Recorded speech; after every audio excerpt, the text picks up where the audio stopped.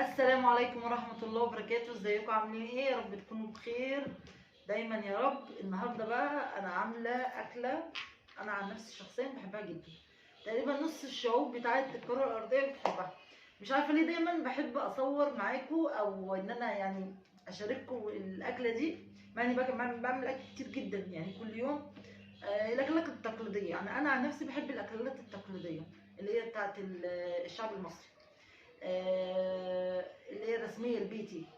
فالنهارده انا عامله اكله بقى لنا كتير ما كناش من رمضان، يعني حوالي دخلنا على شهر اهو ما كناهاش، فانا عاملاها النهارده وقلت بقى ايه اشارككم الاكله اللي انا عاملاها النهارده.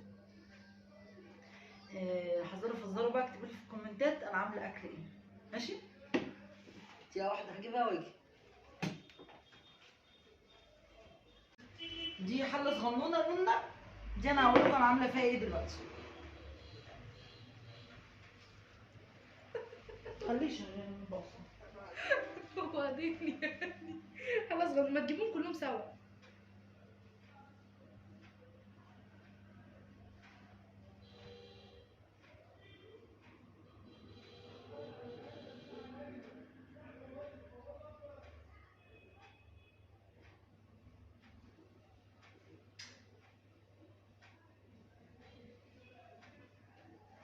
والسعيد والسعيد شيل الكرسي.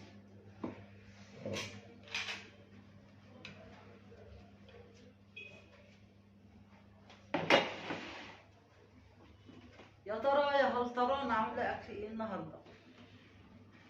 محشي. محشي على رأي منى على فكره. وحشتنا الفيديوهات بتاعت التحديات والحاجات دي، فلازم ايه نعملها. يلا بسم الله. ان ان اه ان ان اه مش عايزه اقول لكم الريحه يا جدعان، الريحه ادمان اقسم بالله. احسن اكله بحبها، يعني ما بزهقش منها انا ولا اطفال الاحباب الله. بسم الله. حاسه ان في شوربه شويه، فيها شوربه شويه.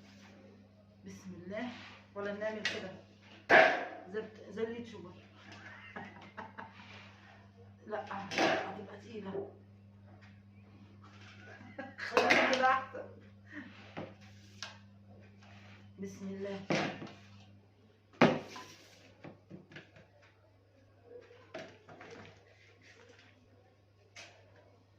الله الله الله الله. والحله ايه؟ الحله كانها مغسوله. بسم الله. ده ورق عنب اند كوسه.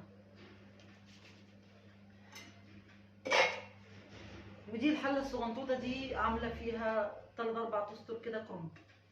ما رضيتش الصراحه اكمل اكتر من كده، قلت ابقى اكمله بكره بقى الكرنب.